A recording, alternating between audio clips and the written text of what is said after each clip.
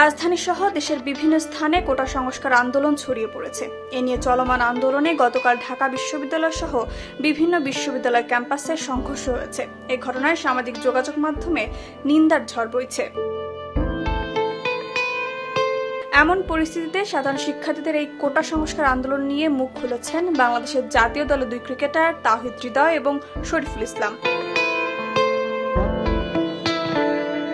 বাংলাদেশ দলের hard-heater batter হৃদয় ঢাকা বিশ্ববিদ্যালয়ের লোক প্রশাসন বিভাগের শিক্ষার্থী। লঙ্কান প্রিমিয়ার লিগে খেলতে দেশের বাইরে থাকলেও নিজের শিক্ষা প্রতিষ্ঠানের সংকটময় পরিস্থিতি নিয়ে উদ্বিগ্ন তিনি।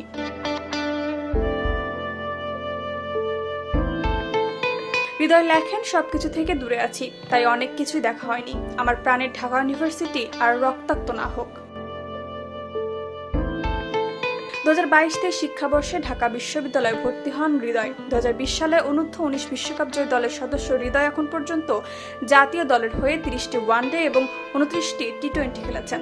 এলপিএল এর এই মৌসুমে ডাম্বুলা সিক্সার্সের হয়ে খেলছেন তিনি। এদিকে নিজের ভেরিফাইড ফেসবুক পেজে একটি পোস্ট করেছেন পেসার শরীফুল ইসলাম।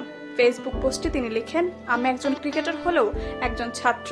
আমি চাই না আর কোনো ছাত্রছাত্রীর রক্ত ঝরুক। এর আগে গতকাল ঢাকা বিশ্ববিদ্যালয়ে কোটা সংস্কারের দাবিতে আন্দোলনরত শিক্ষার্থীদের সঙ্গে ছাত্রলীগের কয়েক দফা সংঘর্ষ হয়। বেলা 3টার দিকে বিশ্ববিদ্যালয় একটি হল থেকে এই সংঘর্ষের সূত্রপাত হয়। এরপর আন্দোলনরত শিক্ষার্থীদের উপর দফায় দফায় হামলা চালায় ছাত্রলীগ।